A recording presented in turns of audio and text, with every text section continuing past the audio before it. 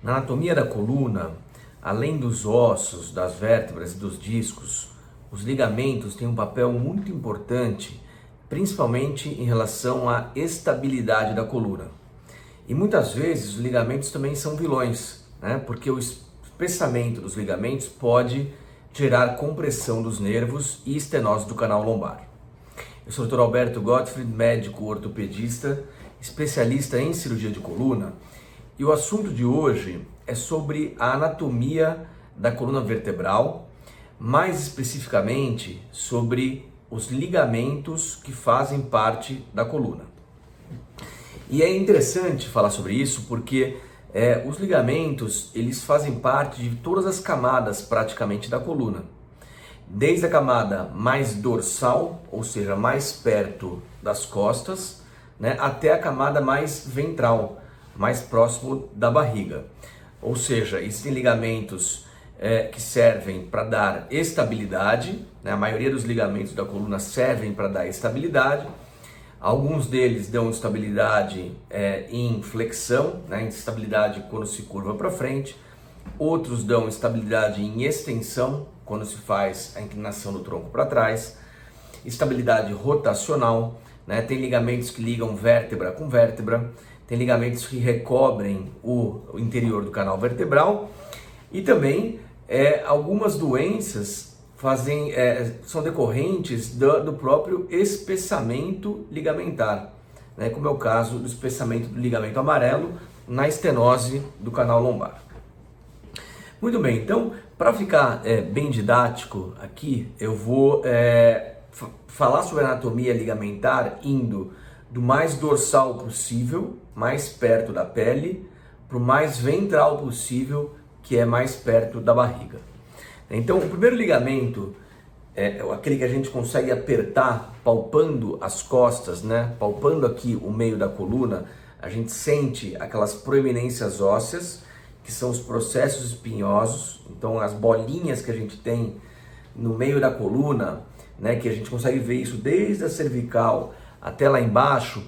Essas proeminências ósseas são os processos espinhosos, né? E entre cada processo espinhoso existe um cordão ligamentar, né? Que é o ligamento supraespinhoso, né? Então, ou seja, ele está por cima do processo espinhoso, né? E logo abaixo dele tem o ligamento interespinhoso, né? E qual a importância desses ligamentos em si?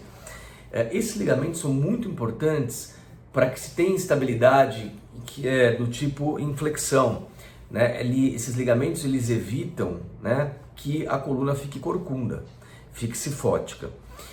E, por exemplo, dando um exemplo aqui na prática clínica, esse ligamento, quando ele é rompido num trauma, então, por exemplo, um acidente de carro, um acidente automobilístico, quando existe a ruptura ligamentar ao nível da coluna torácica principalmente, esse é um indicativo de risco de instabilidade e de cifose. Tanto é que a ruptura ligamentar no trauma é um dos indicativos para tratamento cirúrgico de artrodese da coluna no trauma. Então veja a importância do complexo, ele também é chamado de complexo ligamentar posterior, né? Muitas vezes a gente encontra isso nos laudos de ressonância, complexo ligamentar posterior. Muito bem, aí indo em direção ao canal, a gente vai ter o ligamento que recobre o canal vertebral, né? Ele está embaixo da lâmina, a gente vai ter processo espinhoso, a lâmina, e aqui embaixo da lâmina, né? Então aqui para cima é o dorso, aqui tem as duas lâminas, e quem está aqui recobrindo a lâmina é o ligamento amarelo, né? O ligamento amarelo, ele em geral é uma camada bem fininha ligamentar, né? Que com o passar do tempo e principalmente com o rebaixamento do tamanho do disco intervertebral, esse ligamento se torna mais espesso e mais redundante. E esse ligamento espessado é a principal causa da estenose lombar degenerativa, do estreitamento do canal e da estenose lombar degenerativa. Tanto é que uma das etapas fundamentais no tratamento da estenose lombar degenerativa é a remoção do ligamento amarelo ou a flavectomia, né? Então a gente remove o ligamento amarelo espesso juntamente com uma partezinha da lâmina e isso é o suficiente para promover a descompressão adequada na estenose do canal.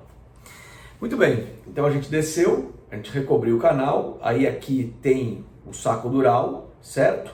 E a gente vem para a parte aqui posterior do corpo vertebral, né? Então, na parte posterior do corpo vertebral tem o ligamento longitudinal posterior, né? Que é o ligamento que acompanha todos os corpos vertebrais na parte de trás do corpo vertebral.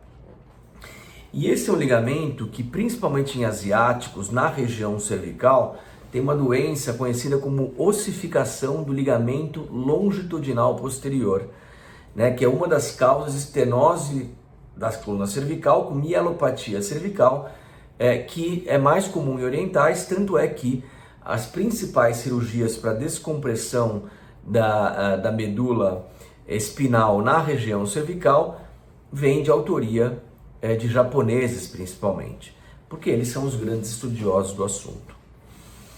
Bom, e aí a gente tem então o ligamento longitudinal posterior atrás da vértebra, tem a vértebra, e aí vem o ligamento mais anterior possível, que é o ligamento também longitudinal, só que anterior, que é o ligamento que está na frente dos corpos vertebrais. É o primeiro ligamento que tem na coluna inteira, né, indo na região da barriga para trás. Então, na frente da coluna inteira, na frente das vértebras todas, tem esse ligamento espesso, que é o ligamento longitudinal anterior, que ele é pouco tratado ou lesado, existem poucas doenças que o cirurgião de coluna trata desse ligamento, mas ele pode ser lesado de forma bem característica em doentes que têm espondilite anquilosante, né, ou coluna em bambu, e fazem um trauma em hiperextensão e o ligamento corta na parte anterior, correndo um traço de anterior para posterior, e também esse em geral um motivo de indicação cirúrgica de pacientes com espondilite anquilosante, porque isso denota grande instabilidade da coluna e gravidade neurológica com risco neurológico. Então esse é o nosso assunto de hoje. Hoje foi um tema bem anatômico sobre os ligamentos da coluna vertebral, para vocês entenderem a importância e a localização dos ligamentos da coluna. Um abraço e até semana que vem.